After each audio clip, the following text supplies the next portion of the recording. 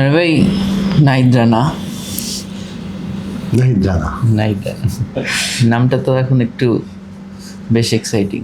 হ্যাঁ নাহিদ রানা নামটা একটা এক্সাইটমেন্ট জায়গায় এবং হলো যে তোর মানে একটা শিহরণ জায়গায় এবং শুধু বাংলাদেশ ক্রিকেটে না, আমি এটা তো আমরা আলোচনা তো করেছি এবং আমি বিভিন্ন সময় লিখেছি যে বেশ আগে থেকে লিখছি যে নাহিদ রানা বিশ্ব ক্রিকেটের জন্য একটা সম্পদ।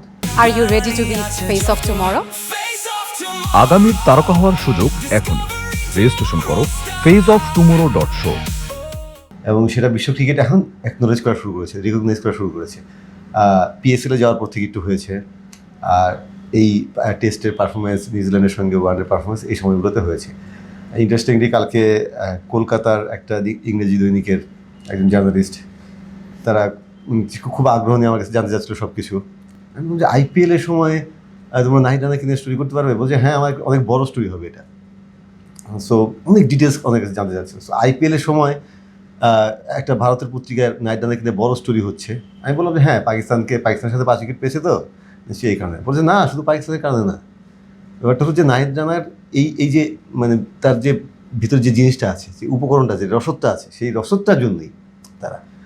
সো এটা ওয়ার্ল্ড ক্রিকেট এখন সেটা বুঝতে শুরু করেছে, দেখতে শুরু করেছে, জানতে শুরু করেছে। বাংলাদেশ ক্রিকেটের জন্য এটা ফ্যাসিনেটিং ব্যাপার এবং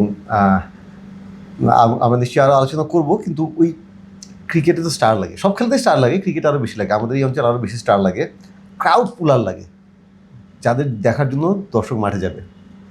সো নাহিদ রানা যে ক্রাউড পুলার, জেনুইন ক্রাউড পুলার।